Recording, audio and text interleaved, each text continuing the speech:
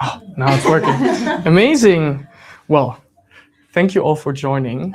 Also after lunch, this is maybe a little bit dry topic.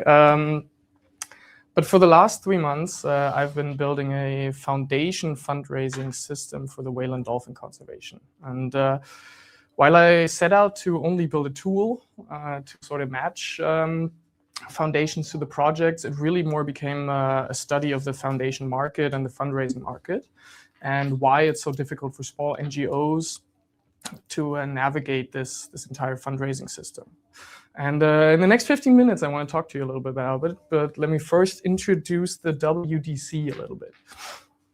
So the WDC was founded in 1987 in the UK. Currently now it's a federated global network. They have 4 global offices in the US, in Australia, in Germany, and the UK still. And Germany is pretty much the hub for the German language. They have one mission, and that is to conserve and protect cetaceans, that is whales, dolphins, porpoises, and also their living space. Now, to give you a little bit of more insight, I brought 3 flagship cases on how they're doing that.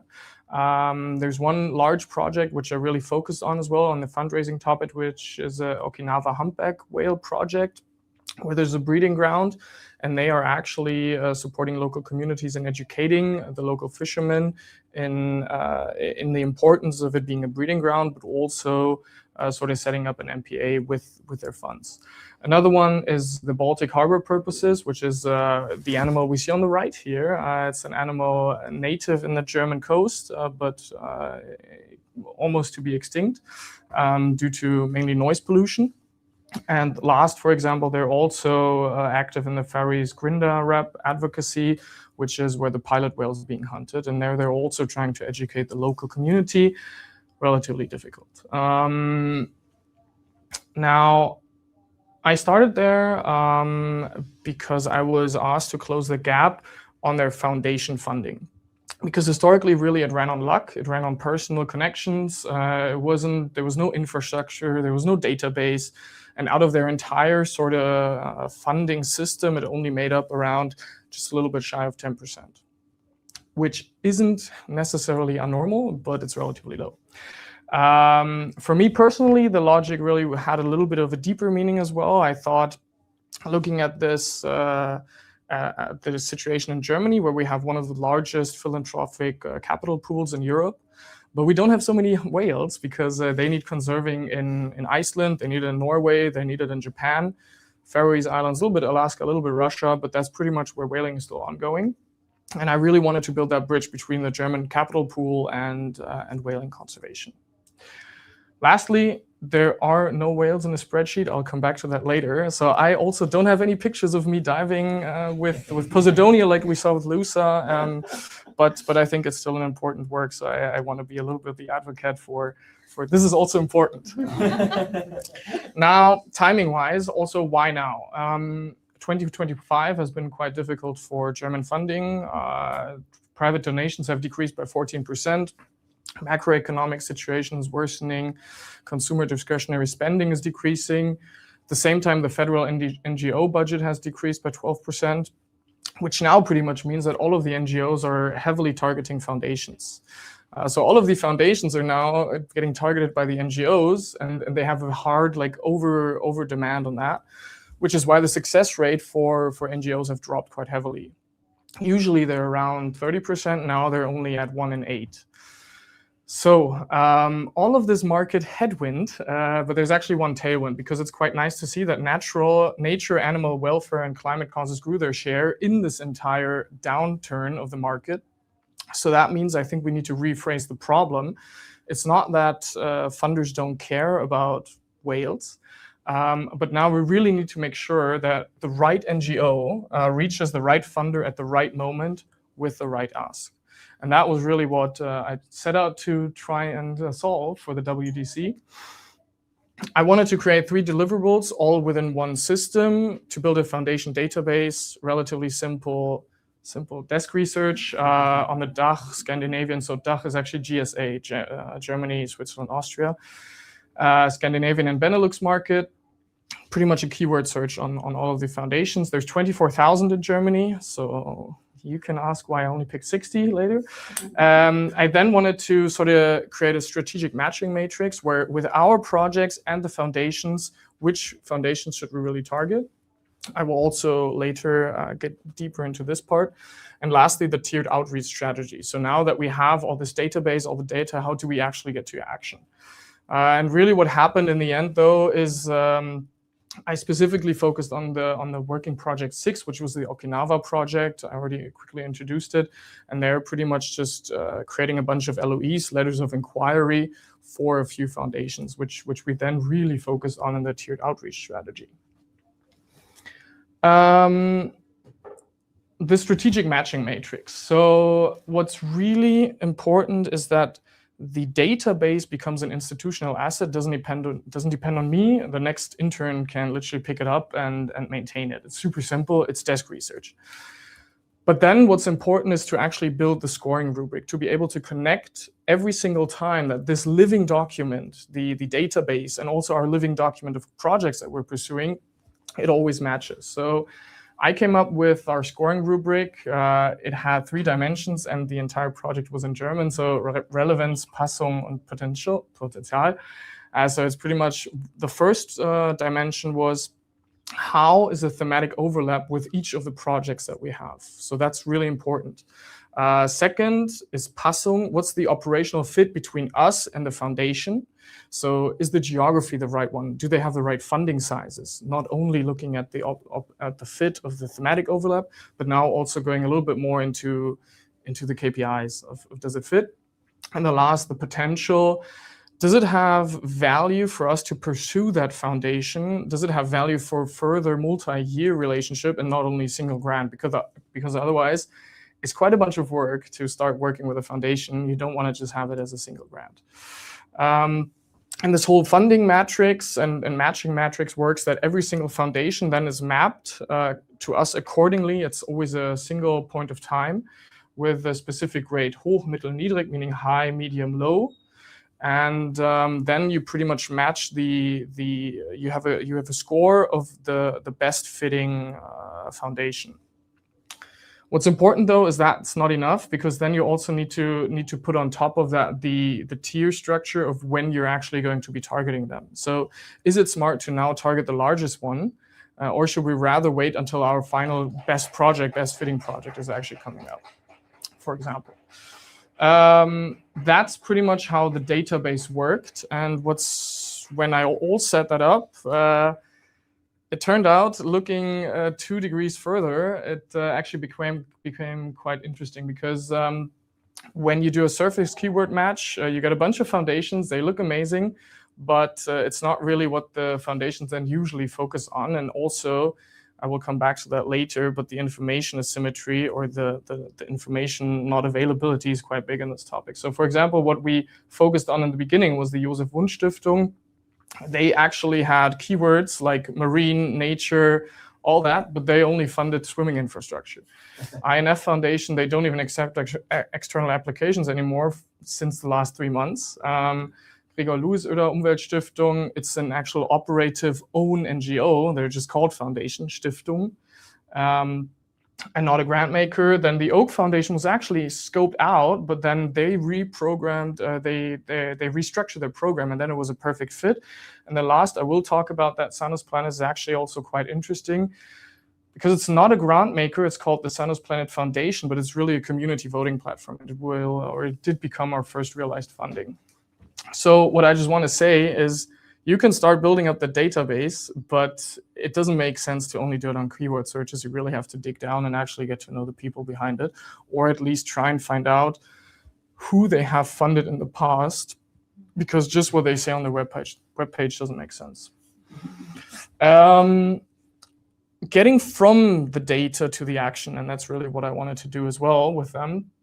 I already mentioned tier A, B, and C. It's pretty much the structure that I would then target the individual foundations. Historically, the WDC had only personal contact. So I said, all right, let's first reactivate existing contacts, which was, for example, the Umweltstiftung Greenpeace. That I just left to the team. They reactivated them. Nothing has happened yet, unfortunately. However, first tier B is where I said, okay, the smaller foundations, but that fit perfectly, that we can target right now, we should really focus on them. The smaller ones that we could grow a little bit, but we're not going to overdo it in the beginning with the huge foundations such as Oak, the Postcode Lottery, Joppe will know it, or Velux Foundation in Denmark. It's quite important to really focus on the stuff that you can aim and target at the moment. And so that's what we did. I'm giving you 2 examples what we did exactly. We targeted the Lighthouse Foundation. It's a super small foundation. They get 25 million euros from the city of Hamburg every year. We knew Jens Amsdorf before. He's the head of the foundation. Throughout the project, interestingly, and until I submitted my thesis, he denied. And now 2 weeks ago, he actually contacted me again. So right now we're back in talks.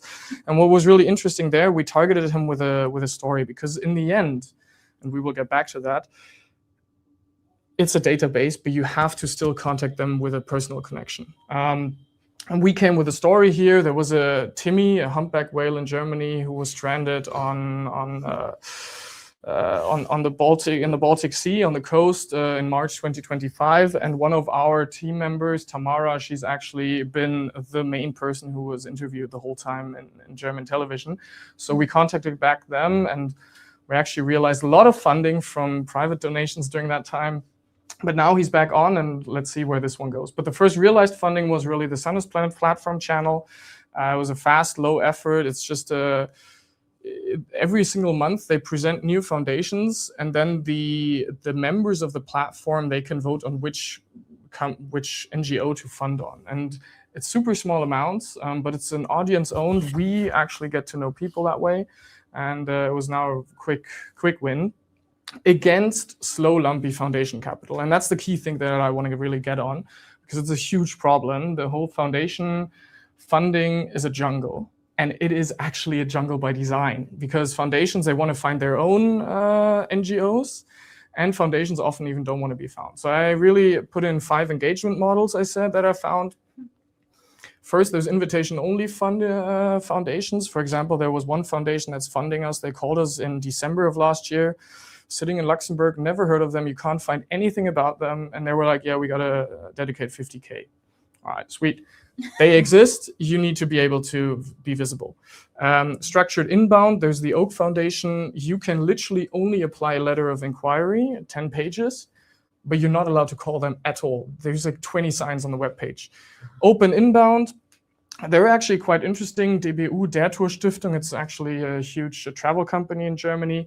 They really want you to get to talk to them. And then there's other Stiftungen who are actually rather partners. They're operating foundations.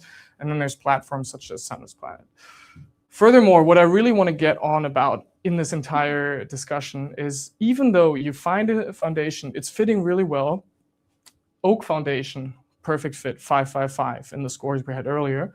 But they only have a funding timeline of 2 weeks per year. So in the end, I really came up with this sort of triage by the expected value on who to assess and who to talk to. You need to know about the fit that I came up with in the matching. You need to get the access window right. You need to get the win probability. You need to get the grant size right, and then also put it in context with the effort. And I think it's really difficult. And that's why small NGOs are really struggling heavily.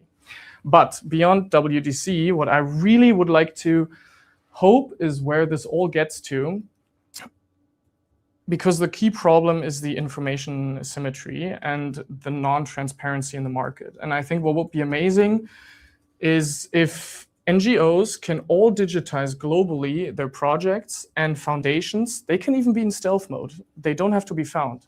But what would be interesting if you have a 2-sided sort of matching matrix globally that can connect these two, and then in the middle you have a nonprofit matching engine. And I think that would be really interesting. There are obviously some platforms that exist. They cost a bunch of money. We decided against them in my project. We could have used one, but they're always really single-sided. It's never a real connection in between. And I think it's because of data and because there's no real use for the company that would actually set up this nonprofit matching engine, why it hasn't been done yet. But I think that's really what I came across. Jesus. and You mean by the keyboard? You just like sorry. block it. No worries. And yeah, but I think that would be really interesting. So if we just get to sort of like the last point, and that's the real impact, the impact that it had on WDC, and I think that's the key part right now. It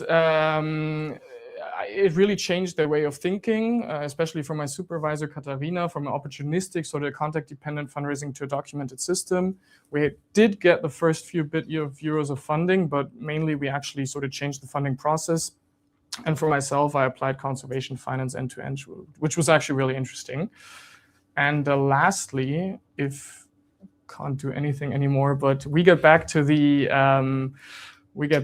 picture of there's no whale in the spreadsheet. And I think what I really liked about this whole project and what I'm really happy about is that that I felt like I could connect this sort of the pool of capital in Germany with the global necessity for conservation, for whaling and dolphins and purposes. So all the cetaceans there. And so yeah, thank you for listening. Happy to take your questions.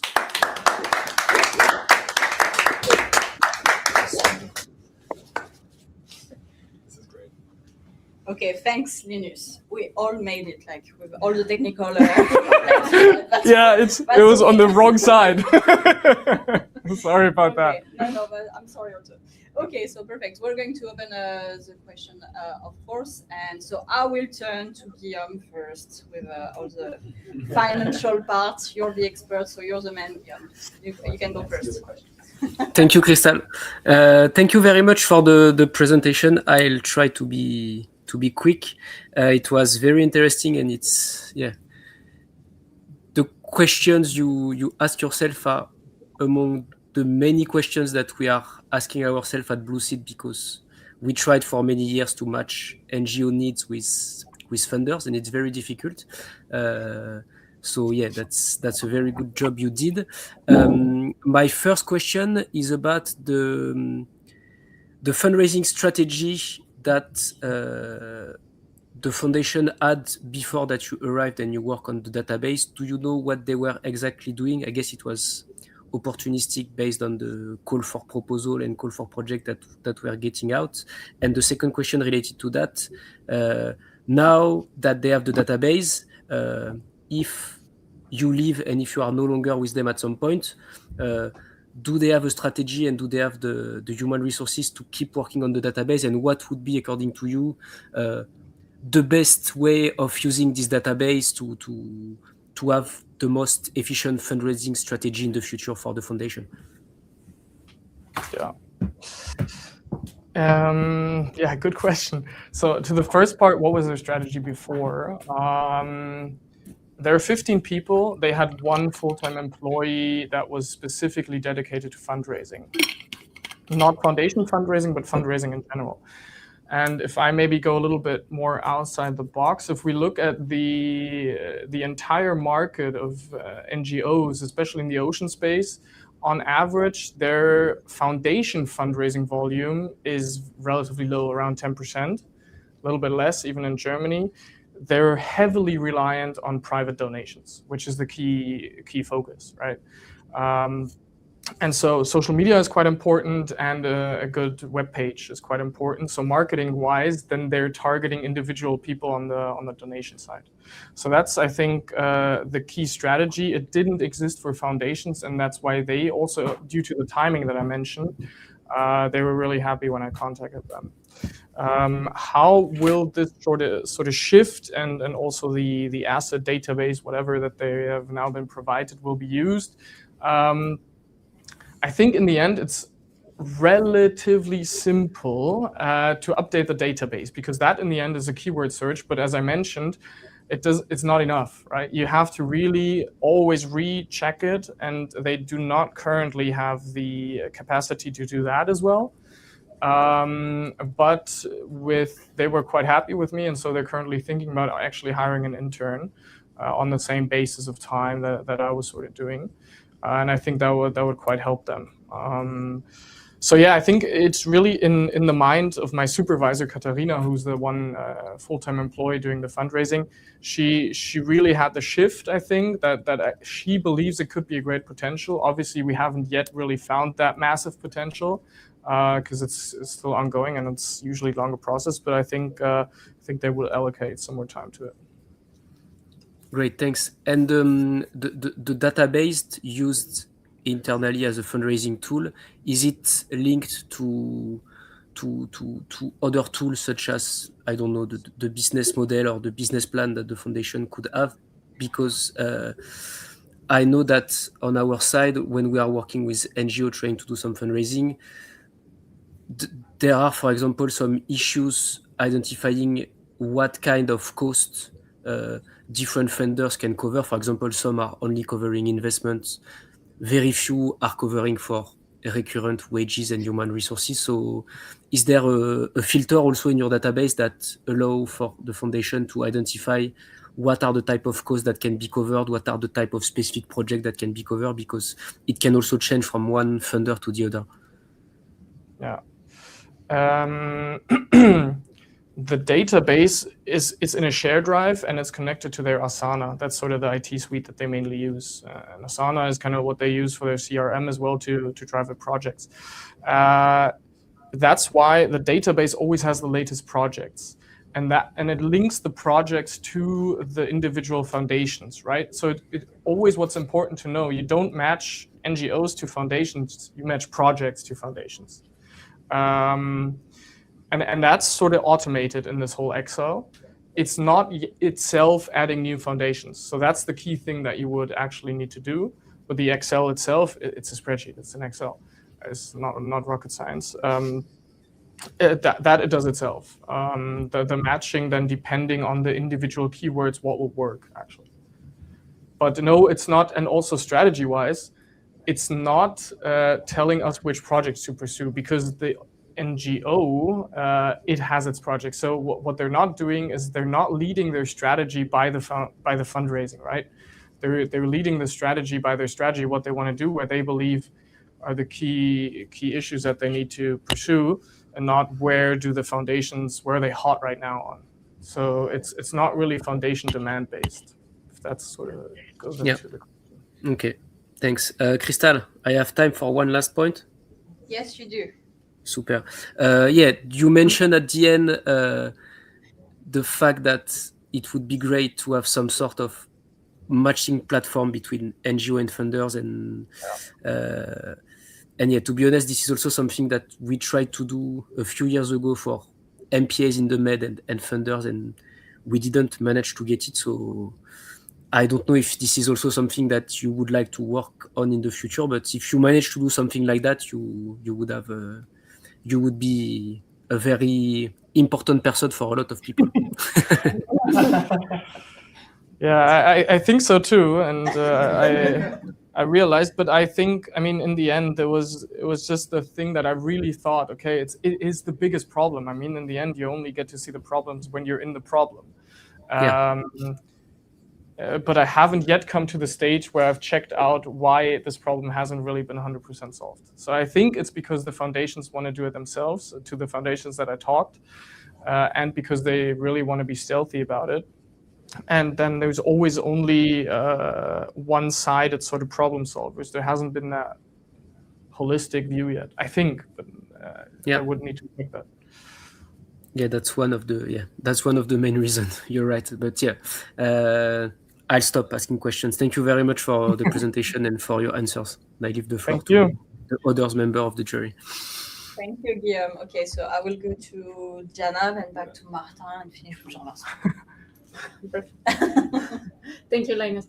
A more broad and general question: the challenges you faced in the project itself. What were the most difficult ones? On a personal level, I'm more data driven. And what I hate is to build something and then I realize it's wrong again. And honestly, that's been happening every week. So I had a weekly check-in with my supervisor, and every single week, even though I thought I researched it, then we looked into new foundations and kind of didn't work out again.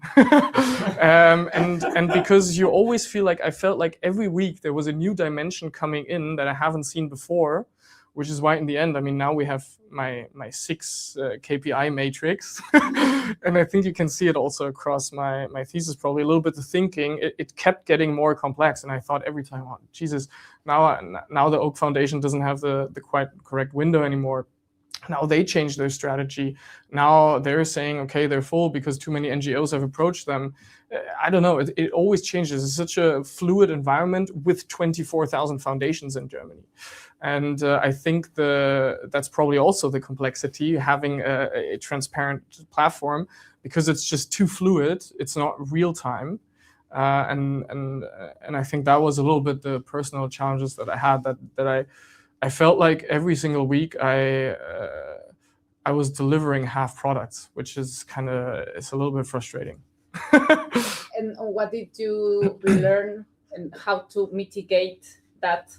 Since you said that it's happening every week, like what did you do to kind of not feel like you were every week behind and behind? I think you can't solve every problem, unfortunately, and I haven't found I don't know, honestly, I haven't found the solution, because I think it's a very fluid situation where stakeholders, again, it's quite a bunch of stakeholders, they keep changing.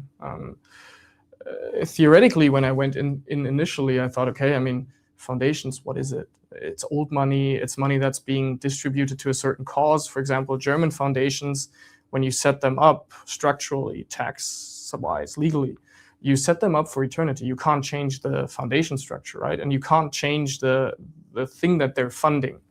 But still, it feels like they're sort of having an arbitrary decision mechanism, where sometimes they decide and sometimes they don't decide. And it feels, I don't know, to be honest. So I haven't yet come to the conclusion there, to be quite frank.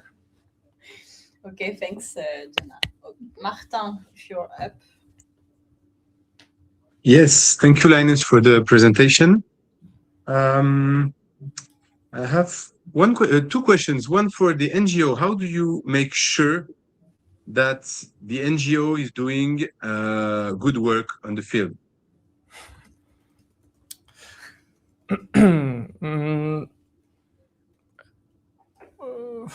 Okay, I mean, I can talk generally. Personally, I didn't do it. No, I mean to be on your platform, or to get like to be sure for the foundation to finance an NGO that is not bullshit, or like is there any certification or like I think in the end, there again, we have probably the reason why it's not existing yet, because all of this and giving your money to someone for a good cause is very trust-based, which is why most of this foundation fundraising has been very personal-based. So yes, I think you're getting at exactly the right point. So I think certifications are one thing to transfer trust. But I think the part what would need to happen, sort of on like a timeline, if you set this type of system up, is that you would first need to start with the NGO side, and you would need to make sure that the most trustworthy NGOs are on there, and you can have like a mechanism of having all the NGOs, they have to certify with you or something. So yeah, I think that will be in this whole platform thinking. It will definitely be something where you have to overcome that trust aspect, of course, because people don't give their money just to something that they don't trust, but they do give their money to something that's very emotional. And okay, so on the other side, do you how do you control that? For example, or maybe you don't, like Petroleum Foundation, for example, gives money for coral preservation. Yeah. Like, is there? Yeah. You understand my question? No. Like, no. for example, the Total Energy, you know, this petroleum company have a foundation. Yeah, they give money to save and- corals, which is a little bit Yeah, interesting. Yeah. like how do you see this kind of situation? Well, there we're getting a little bit into greenwashing, blue washing, this entire topic. In the end,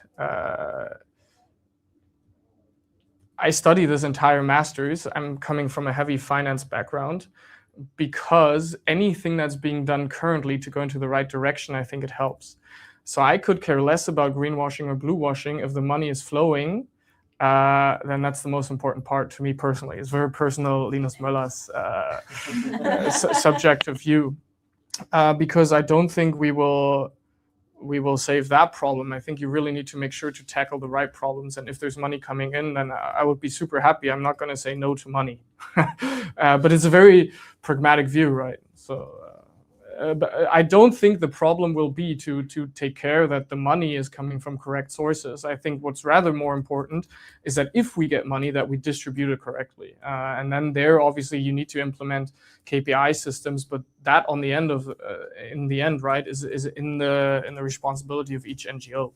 And I hope that there's then certain review mechanisms. I could imagine that. We're really talking about something that I had on top of my mind, but I think will be great for the future. I haven't completely thought it out, but review mechanisms, right? And then sometimes the NGOs just don't get funding anymore if they don't work with it correctly. Okay, well, it's good for me. Thank you, Linus. Thank you. Thank you, Martin. So to conclude, I will give you the floor. Yes, thank you for this presentation. Inside Foundation, who decided to accept or not accept a demand for findings, and what is their professional profile to make a choice? Yeah, it depends on the foundation and on the size, of course. So there are some small family foundations where in the end it's the son who decides, right? Doesn't have any professional background. If we talk about the Oak Foundation, for example, there we had a person who had a very long history actually in biology, not marine biology, but in biology, who happened to, however, switch over to the foundation side. She was hired there, but I think it's very different to, at least to the people that we talk to, and even the other one, Jens Amstorff from the Lighthouse Foundation that we talked to, he came from the municipality, from the city as well, because that foundation specifically, as I mentioned, received 25 million euros from the state of Hamburg. It's a city, but also a city-state, and they receive it to allocate it into sort of more the interests of the city. So there was just he didn't have any professional background in it, but was more from like the financial side as well. Okay. So for you, are there enough experts on the subject available for consultation, for example, to allow for careful evaluation of application, to make a good choice, you know?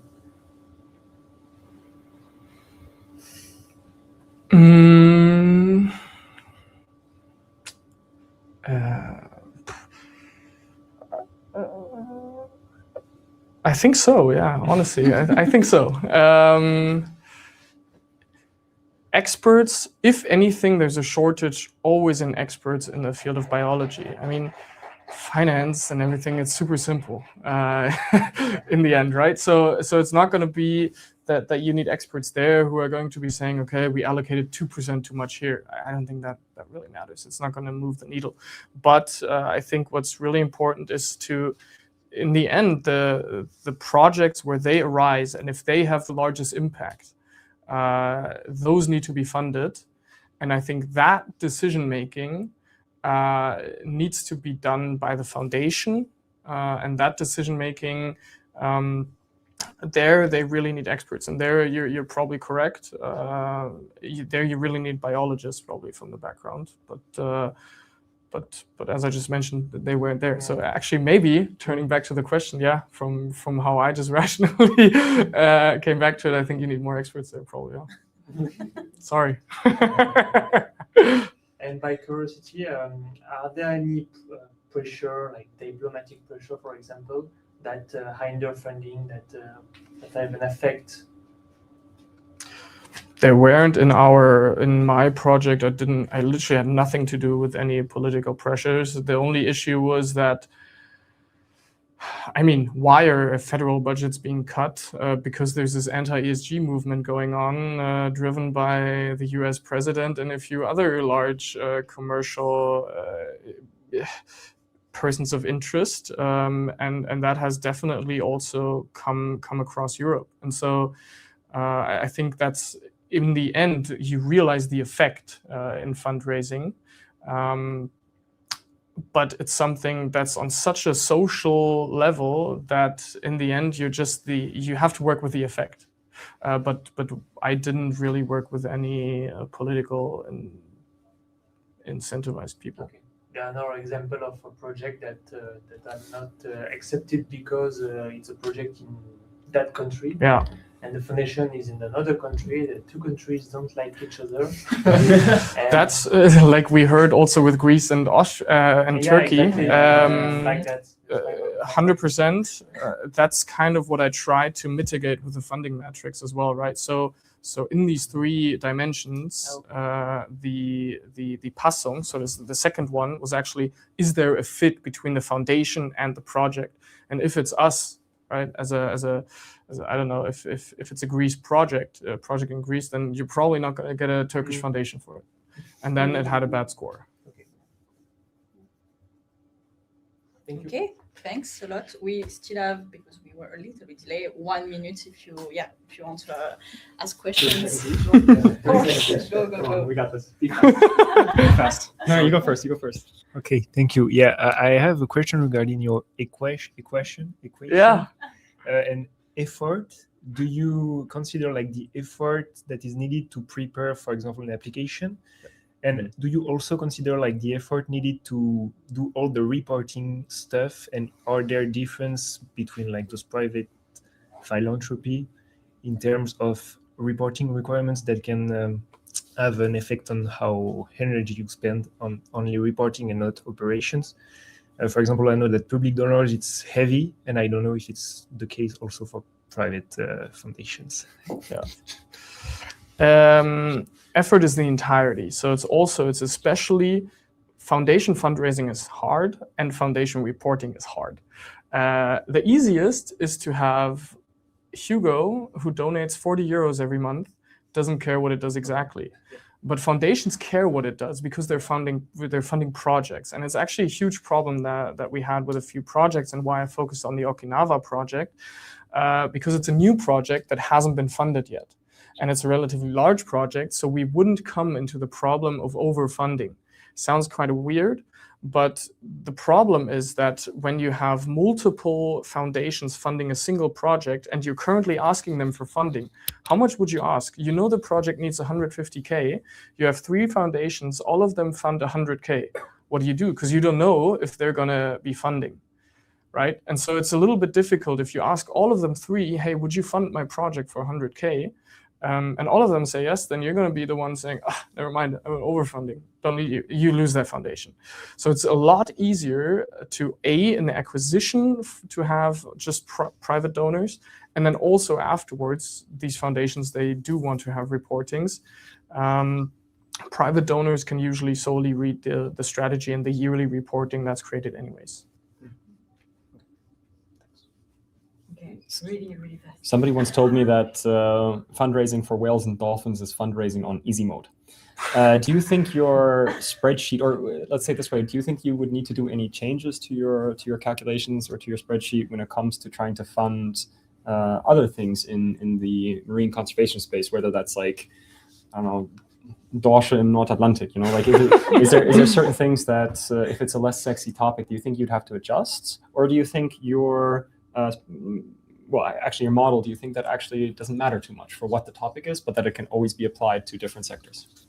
The idea of the matching matrix was to be non-dependent on what gets funded. But the database of the foundations that you need to probably adjust. And then obviously the fit and the matrix, it'll probably get you lesser scores.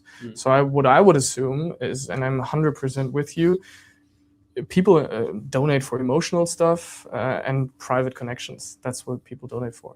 And whales and dolphins, cetaceans, purposes, not as much, but whales and dolphins, they're very emotional. So yeah, I think you would get better scores at the WDC than at the Kabeljau. Okay, thanks a lot. Thank So we you. have to conclude. Well done again, Linus. Thank you. And so we're going to the final presentation. So Joke, the floor is yours. The slides on, and as you know, 15 minutes of presentation and 20 minutes of questions. Here we go. Hello everyone, nice to see you all.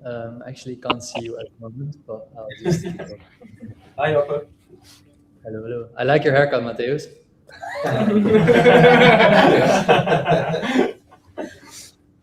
Is there a way, Christel, that I can see you? Because now I just see Linus' spreadsheet or Linus' slides too. Yes, sorry.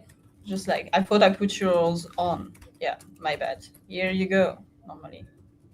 And I cannot see you guys in the audience, I think, right? Yeah, that's normal. Just for the time of the presentation, and then you will be on. Okay, perfect. Well, I'll kick off. I'll try not to get seasick because, as some of you might know, I'm currently at sea with Niels, which is my current employer, and at the moment I'm above the ridge of Medina, which is like the ridge of Malta, so on the middle of the Mediterranean. I'm happy the connection as well, but I'll give it a go. Thank you all for listening, and for those who I don't know yet, I think it's only one person. I'm Joppe, nice to meet you. My project is called A Frontier in Transition, a socio-oceanographic strategy for sovereign deep sea stewardship in oceanic archipelagos. And it's basically dealing with my favorite topic, which is the deep sea. I can't stop talking about it, so I'll try and keep it contained. So first of all, I would like to ask you guys to think for yourself about the deep sea and see what kind of words or feelings pop up when you think about it. There has been some studies done that asked the same question to the general public, and some words kept coming back. Words like mysterious, unexplored, distant, scary, alien, vast, unknown, maybe far away or dark or empty. I don't know if Aziz is in the room, but he'll probably say boring. Then there are some other words like rich in life and resources, some might say, waiting to be explored, full of treasures, important for our life support and climate system, a lost frontier in need of protection. Well, there's a whole bunch of things that people associate the deep sea with. I don't know if this matches anything when you guys have thought of, but actually, for a fact given is that the general perception of how we regard the deep sea is changing, and they're changing fast. We're currently living in an age where we are way more capable of going places where we weren't able to go before, which also means that we're finding out a lot of things that we couldn't even imagine. For example, the deep sea is not empty. The deep sea is not necessarily dark. The deep sea has a lot of things that we don't know about. And well, we're going there. The deep sea at the moment is subject of what we like to call the age of exploration. With the many robots and tools and new measurements, we are able to go there. And the picture you're seeing on the slide currently, if you look well, there's a lot of yellow dots on them. This picture is from a study that's only published like 2 months ago. And pretty much what you're seeing is 10,000 dots that are called the Global Deep Sea Exploration Goal Target Locations, meaning there are interesting spots that we'd like to go to. And again, I'll leave it up to you what you guys think of this. But first, another question to make some context for my project. Who gets to explore, actually? Also, a recent study done in 2025 found out that 97% of all deep sea dives is conducted by just 5 countries worldwide. And you're seeing the names here, meaning that, well, there's a lot of countries, but there's not a lot of countries doing deep sea research. Apart from some countries, there's also some philanthropic parties mapping the system of deep sea exploration. We are seeing some billionaires worldwide that created companies with very fancy research vessels, like Gabe Newell with Inkfish, OceanX is a famous one, Ocean Quest in Saudi Arabia, all done for conservation and, well, to give the deep sea a face in public imagination. So again, no judgment calls for me in anything. Deep sea exploration is important, but there are some issues.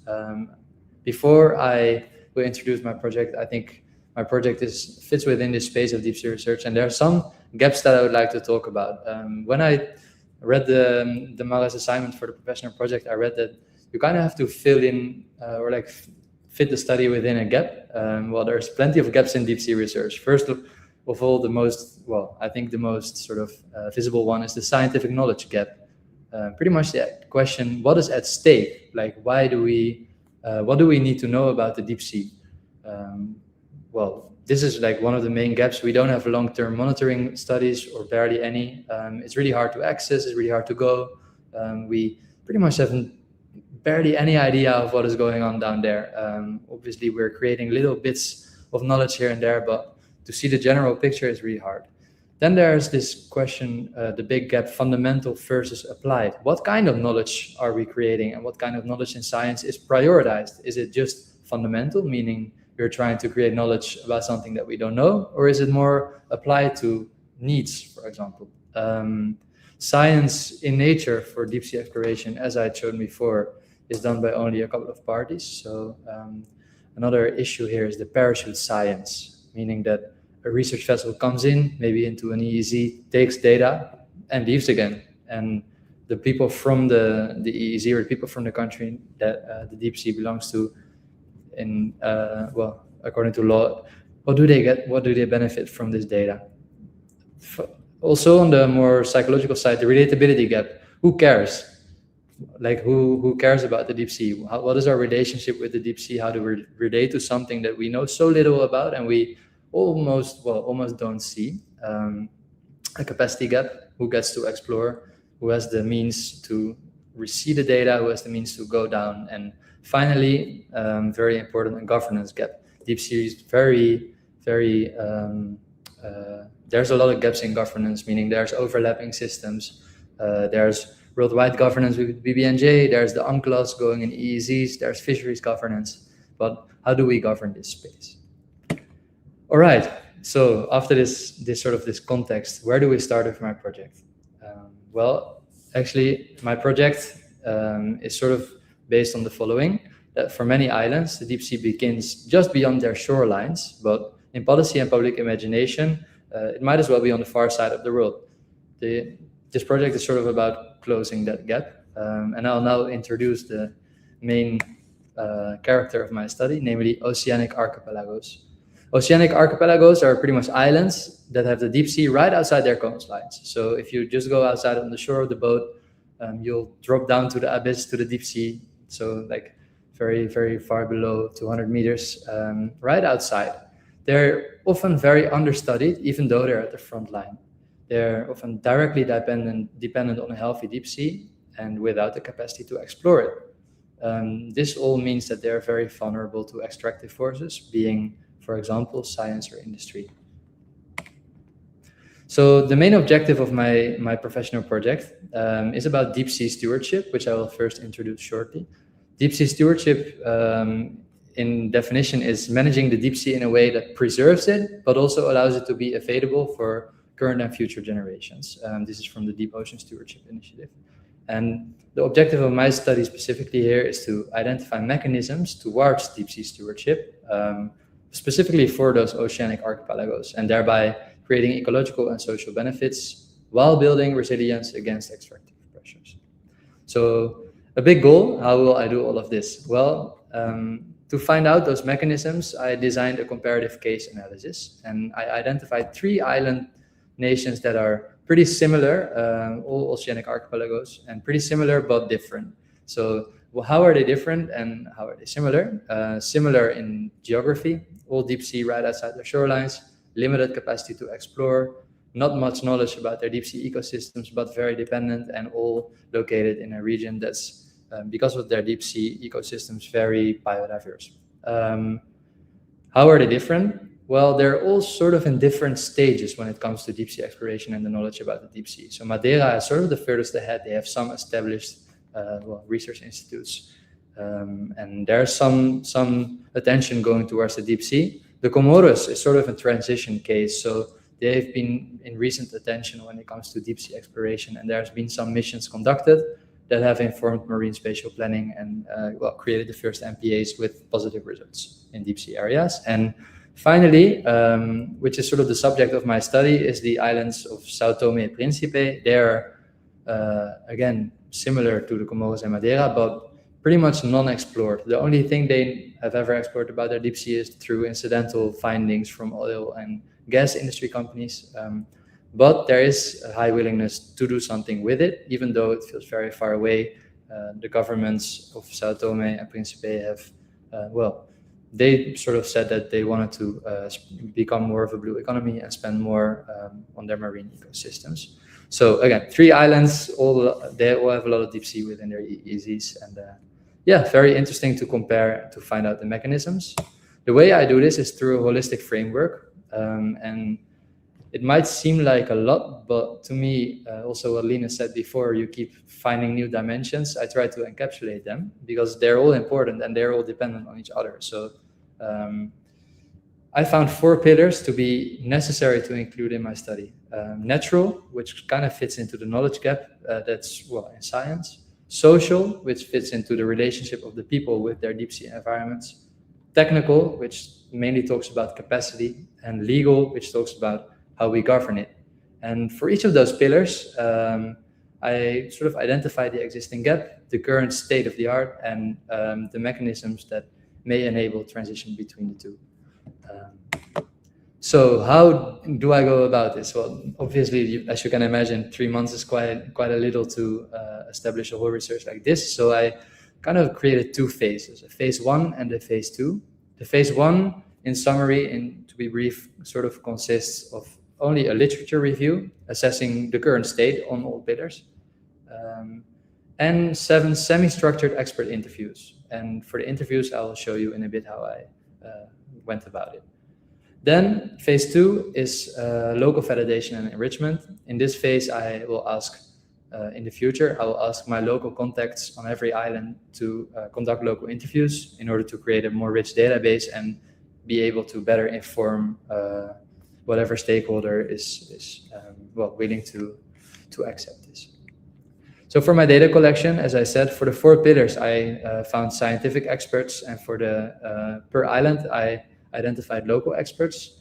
You see that the Comoras local expert is still a little bit blank. It's because I'm not yet, I didn't have a confirmation for the interview yet. For the other people, this is more set in stone. So that's about the data collection part. Okay, towards the preliminary results, as I'm currently handing in my thesis the 30th of July, I don't have all my data ready yet, but I can give you some insights on what I've found so far, which is actually already pretty interesting. So for the natural pillar, I found, especially for the island of Sao Tome, which is the subject of my study, I found that, as I said before, most of the deep sea hasn't been explored yet, but there's they're very willing to conserve. So this is more towards the social aspect. I found a study that said that 96% of the people out of a sample group of 300 said that they really wanted to spend time on conservation. And this is very interesting. For the other island cases, I found that this is sort of, more similar. Then towards future impacts, I think Diva Amon, is a professor that's sort of the only professor worldwide that is doing current studies like mine. At the moment, she's doing a locally led deep sea exploration program in Trinidad. And she said this statement, which really resonated with me: knowledge without stewardship is merely a better documented loss. And I think this is true. Stewardship is sort of the extension of responsibility for us to also take care of the deep sea ecosystem as it takes care of us. And I think, being able to find out what mechanisms can lead to the stewardship through these pillars can be very valuable in the future. So for islands like Sao Tome and Principe that have an articulated, want to preserve the ocean, that are dependent on their deep sea environments, and want to be less dependent or more sovereign, so to say, from extractive pressures. Creating deep sea stewardship can be very top of mind and should be very important for them. For me personally, it means that I noticed that a lot of deep sea exploration companies are conducting studies or are doing science that are not locally involved, and thereby being extractive themselves. So I think it's very interesting for me personally, when we're talking about impacts, to engage with these kind of companies and see how to create a better way forward. Finally, a positionality statement that is very important as I'm studying island development states, also in the global south. I'm really aware of my position as a Western researcher studying this. So pretty much the mechanisms that I identify and the output that I have is a draft, and it will eventually be decided by local stakeholders if this is useful to them. Also, the phase 2 of my study, the community interviews, is something that, I think should be done by locals and not me, because in that way the data set will be more rich. So pretty much I'm here to facilitate and not to prescribe. So that was my presentation. Thank you very much. Is there any deep questions for me?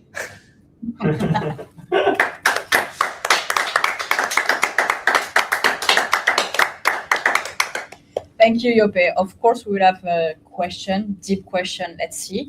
I open the floor first to the jury members on site. So I will go Jean-Vincent, Diana, and then we will conclude with Guillaume, as Martin has been following you also. Yeah. Hi, thank you for this presentation. I have a question about, following the International Ocean Summit in Nice last year, an agreement on the high seas was ratified. So what is your position on this, and what are the impacts on deep sea areas for you?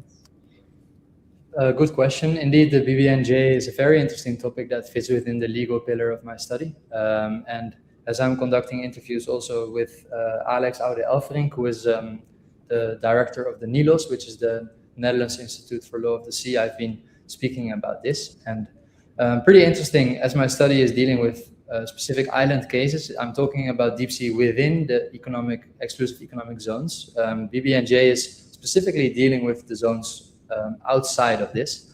However, it's not necessarily useless when it comes to within EEZs, especially because one of the pillars in the BBNJ talks about capacity building and the transfer of marine technology, which pretty much means that everyone who ratified the BBNJ has a duty to help other countries that don't have the capacity to do deep sea exploration or look at the data, to help them forward to be able to become more sovereign when it comes to deep sea exploration. So for an island like Sao Tome and Principe that doesn't have much capacity, signing the BBNJ is a very useful thing to do, as this might create a spillover. It might create local capacity that then can sort of be at the foundation of how they conduct their own research, even within their EEZs. So this is one of the things that I think is a very useful outcome of the BBNJ, even though some things are still a bit undefined, if you ask me.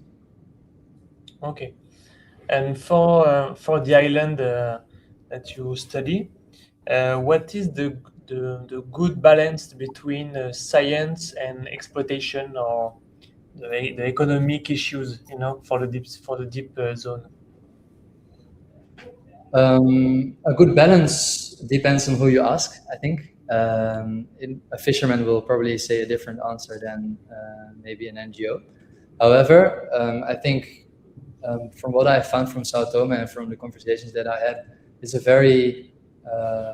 the ocean has a very central place to them, both culturally but also economically. The island is very dependent on its fisheries. They have quite a provisioning relationship when it comes to the deep sea at the moment. And I think a good balance in this way will be such that both humans and nature can benefit. And interesting to look at for Sao Tome is specifically the case with the Comores, the other.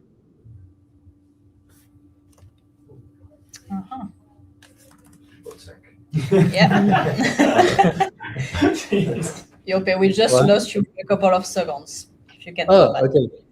I'll come back. I said that specifically interesting for Sao Tome is to look at the Comores. Comores created an MPA network in deep sea environments and found a spillover for their fisheries. So they actually found that preserving deep sea created for a better amount of fish that the fish are then caught. So I think a balance here will be to both tap into the cultural aspect, but also tap into the economic or provisioning aspect. Okay, and just to conclude, and what are your plans for the future? Good question. My personal plans or the plans for this project?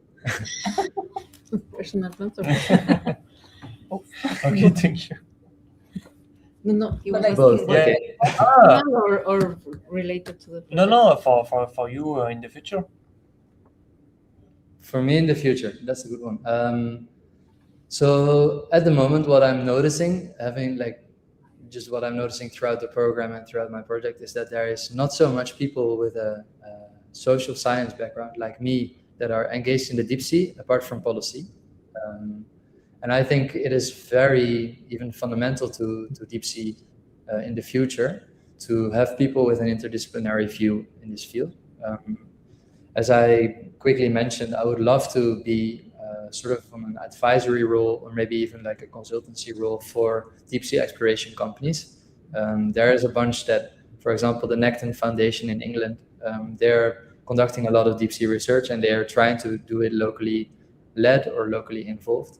I think this is very interesting to sort of find ways to be able to help in this with my own expertise and background.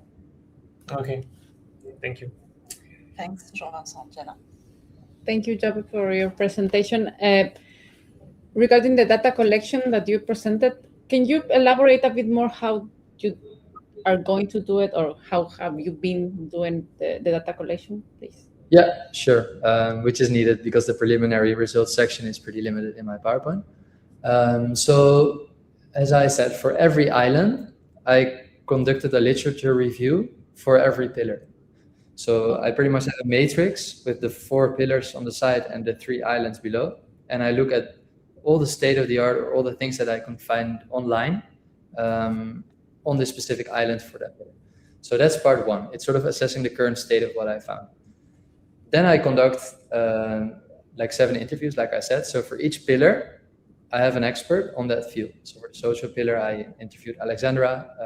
She's an expert on socio-oceanography and creating emotional connections to the deep sea. And I asked her for mechanisms towards stewardship. So we had a semi-structured interview in which I asked for those mechanisms.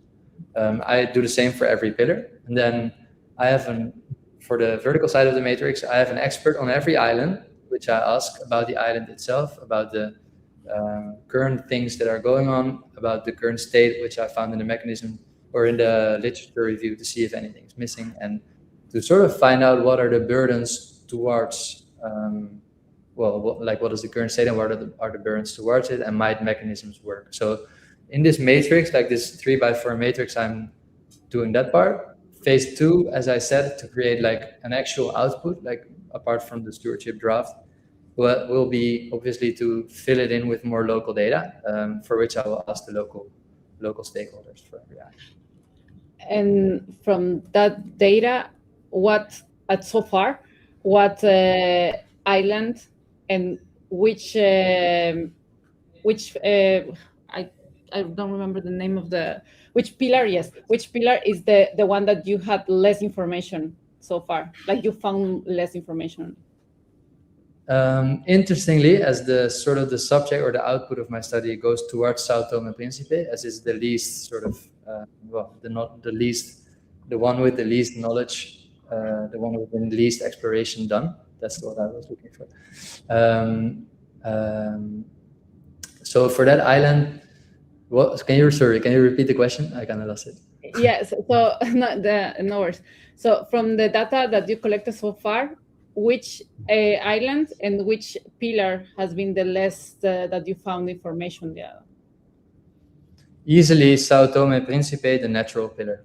Easily, yeah. Okay. They barely have any knowledge about their deep sea ecosystems, apart from pesca de fundo, as they call it, deep sea fishing, which is local ecological knowledge. They know what kind of fish they fish, but about the ecosystem itself, most of the knowledge is sort of vague, and they think they're seamounts based on, well, the data that Shell has found trying to exploit the deep sea.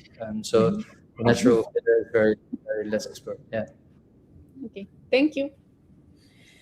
Thanks, Jenna. So I will turn to Guillaume.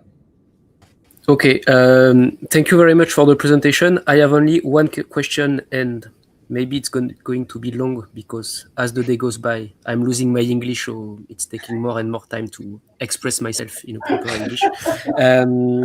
So yeah, as it's a very interesting approach, as you said, when it comes to deep sea science and deep sea research, it's a lot these days related to biology and also to legal aspects. So trying to have a more interdisciplinary approach is very interesting. And my question is, how do you think that your approach on more socioeconomic and socio-ecological aspects and your approach of stewardship could help convince small island developing states to go for a more, let's say, protective approach and stewardship approach of their deep sea EEZ instead of going for more, let's say, exploitation of the deep sea, because a lot of, especially in the Pacific, but a lot of small island developing countries, when they receive offer from, let's say, global North countries telling them, okay, we can provide you money to develop your infrastructure and to develop your country, but at the same time you have to let us do some exploration in your deep sea. How do you think that your ways of working on the deep sea questions could help as an awareness tool or as an advocacy tool to further protect the deep sea and not letting those countries go into the let's say the more economic approach of exploiting the deep sea? I'm done. Good question. And it is very relevant. I think when you translate it to the more practical side, this is what the project is all about. And actually, I see it along a couple of axes. So first and foremost, what I'm trying to do with this study is to find out the mechanisms towards stewardship. And as we're talking about two things here in my head, first is economical and the second is sort of governance. I think informing whoever read this, whether it's governance or whether it's NGOs, informing a country like Sao Tome on this will help. For example, when we're talking deep sea exploration from industry, yeah, you're talking a lot of money, but showing that 86% of the protein intake in Sao Tome, for example, comes from fisheries, there's a lot at stake when we're talking about ecological damage. However, not being able to show ecological damage is sort of what can limit this. So I think it's good, first and foremost, to identify the gaps in ecological knowledge in that sense, so that they then can say, we don't know the impact, but we need to know this before we can see the impact of exploitation on this 86% protein intake. So this is more the effect from ecology towards, say, economy, very important. Then also the social aspect, especially for Sao Tome, I found this really interesting, that the sea, the ocean, and the deep sea specifically is very important culturally. 96% of the country said they are willing to protect for future generations. This has a lot of leverage to governance. When you say that 96% of a country is willing or is actually motivated to conserve this ecosystem, that weighs heavy in politics as well. So obviously you're always going to deal with a lot of money from extractive companies like Shell, for example, in this case. So I'm not saying that this will be perfect. At least it will be possible, or we'll be able to inform policy or decision makers on these topics. Yeah, but indeed very relevant. Thanks. Yeah, it's gonna be a battle. But yeah, thank you for your answers. Okay, thanks, Guillaume. I'm putting the floor to questions if you have. Go. Yeah, you can go. Hello, Europe. Yeah, it may be a philosophical question, but do you think stewardship could also be a choice not to explore and not to implement oceanographic studies into deep sea and accept the fact that it's a last frontier we should not cross even for science purpose? Yeah, personally, this is the thing I've been struggling most with. When I entered the program MARRES, I was like, yeah, cool, deep sea exploration, you know, like interesting animals. I really want to see what's there. To think about certain things. Ideally, I would say yes. Ideally, we will leave it alone. We will not go there. In practice, you're seeing that this is not happening. In practice, you're seeing that people are dependent on these ecosystems. That the ocean is not just coast and deep sea. The ocean is like one connected body. So we're putting a lot of effort in understanding our coastlines. Why is that? Shouldn't we leave it? I think it's equally important for the deep sea to sort of be able to have a baseline of knowledge that can help us to make better informed policy and choices. So stewardship itself, in essence, is sort of about responsibility, the way I see it. The ocean has a relationship with us and we have a relationship with the ocean. The only thing is that we are lacking because the ocean keeps providing and we don't manage our own behavior towards it well enough. And I think stewardship, in essence, is about sort of extending this responsibility within that relationship. So I don't think stewardship is about exploring necessarily. It's about creating the baselines that are necessary for us to have a healthy relationship. So yeah, that would be my answer. Thanks. Yeah. Somewhat similar question. Theoretically, Shell has to do environmental impact analysis before they, well, do things. Let's say it that way. This is also in the deep sea, of course. As you talked about, there's a lot of lacking knowledge for us. So maybe we don't know which species are being impacted because we don't know about the species. What's your perspective on these environmental impact assessments at the moment? Do you think they're good enough? Do you think, or what do you think would need to be done to improve them and to make sure that companies like Shell that are doing impact analysis are going to be doing them correctly, let's say, which is never going to happen? Again, in my head, I have my own views, and then there's practice, reality. Yeah. To me, personally, let me first do personally and then reality. Personally, to me, it comes down to how we sort of, how we relate to something we don't know. And when doing environmental impact assessments, I think this is very important. Obviously, it's going to help a lot, and it's there, but in essence, what we're seeing with deep sea, also with deep sea mining, we can say we need to be, cautious. We need to apply precautionary principles. We need to do environmental impact assessment. In essence, this is not really the case yet when we're talking about these kind of zones and power differences, I think. So I'm not too sure about the type of environmental impact assessments that are being done currently in Sao Tome by, for example, Shell. I know it's mostly explorative at the moment, so I don't think there is any assessments yet. So yeah, I think they are necessary, but difficult question. Sorry. Okay. Great presentation, though, man. Seriously. Thanks a lot.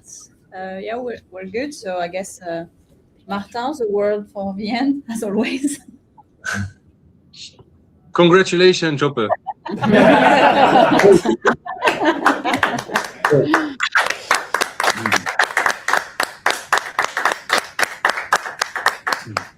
So yeah, it does mark the end of all our Blue Manager presentations. So first, well done again, yes, to all our students. You made it. And second, of course, thank you to the member jury of today, Guillaume, for joining us, but especially, of course, to Jean-Vincent, Diana, Martin, who has been there since the first one. So thanks again for taking all this time. It's really valuable for our students. Thank you for all the questions you ask. So we see each other, I hope, next year. But in between, if you want to continue to learn a little bit more about our students' project, there is still a few more presentations from our science and society students. So even this afternoon and even tomorrow morning. So do not hesitate to join Ben if you want. Also, thank you for all the one who has been watching us online. I saw that there is a few people, so thanks again. And like I said, again, well done. I think our students are really, really happy now. So thanks again, and see you. Cool. Good job, Yoko. Bye-bye.